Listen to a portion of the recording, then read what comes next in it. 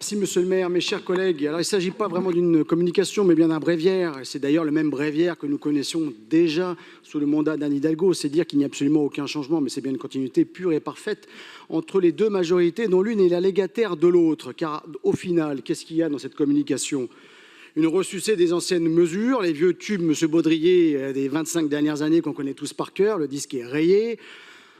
Un brûle-pourpoint, l'amplification du droit de préemption, parce qu'il ne faut pas se faire d'illusions, les 60 000 logements, vous n'allez pas sortir de terre, vous allez vous-même, monsieur Baudrier, vous nous expliquer que ça sera une partie résiduelle, certainement moins de 10 000 logements seront construits, le reste sera dédié à la préemption, ce qui se traduira par une augmentation à terme de la taxe foncière, comme je l'avais indiqué lors du dernier Conseil de Paris, c'est absolument inévitable, et ce sont les classes moyennes qui évidemment le paieront avant, plutôt s'en acquitteront avant de devoir partir en banlieue. Deuxième élément là-dessus, après avec évidemment le droit de préemption, c'est cette politique absolument dingue en faveur de cette intensification du logement social partout, et avec cette création, mais je dirais même en réalité cet élément de coercition vis-à-vis des propriétaires, parce qu'au final, vous allez continuer de les harceler, cette espèce de chasse aux logements vacants qui en réalité vous dispense d'aller chercher les raisons pour lesquelles ces 262 000 propriétaires ne livrent pas leurs biens sur le marché privé. Interrogez-vous sur les conditions administratives et fiscales de votre politique publique. Il aurait certainement mieux à faire que de venir les harceler, parce que pour en finir quand même sur votre communication, qui en fait n'apporte rien de nouveau à part cette espèce de brigade de protection des locataires qui est en réalité du sport de milice. C'est une milice administrative que monsieur le maire a décidé de mettre à la disposition, mais oui, c'est une milice, de mettre à la disposition de son aile la plus radicale, et c'est absolument désolant. C'est absolument désolant.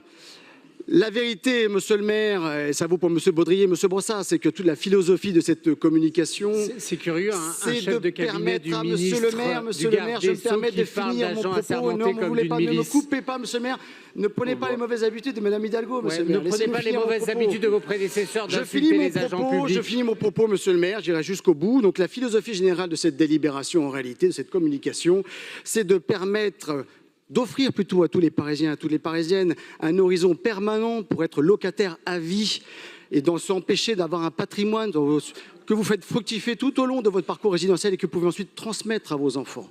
Pour vous, monsieur Baudrier, et monsieur Grégoire, c'est pareil pour vous, en vérité, le logement social, ce n'est pas du tout une étape dans un parcours résidentiel, c'est malheureusement une finalité.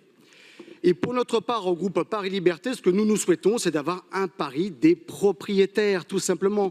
L'horizon, ça doit être d'être propriétaire et pas être locataire à vie. Nous ne voulons pas enfermer les Parisiens dans des trappes à pauvreté comme vous le faites depuis maintenant des années et des années. Je rappelle, monsieur Baudrier, qu'à Paris, le nombre de propriétaires, c'est juste 33% contre 60% pour la moyenne nationale. C'est vraiment dérisoire. Et de surcroît, 84% de ces locataires sont dans l'incapacité financière de pouvoir accéder à l'acquisition d'un bien d'environ 50 mètres carrés. Ce sont toutes les fédérations professionnelles qui l'indiquent, à telle enseigne que le prix des mètres carrés, vos collègues l'ont dit, sont exorbitants, x4, depuis que vous êtes au pouvoir. Vous n'êtes pas totalement responsable de ça, mais en très grande partie vous l'êtes, par la tension que vous avez créée sur le marché du secteur privé en retirant des biens inlassablement chaque année. Alors pour notre part, nous considérons qu'il faut avoir une politique ouverte, une politique qui permette l'accession à la propriété, tant dans le public que dans le privé.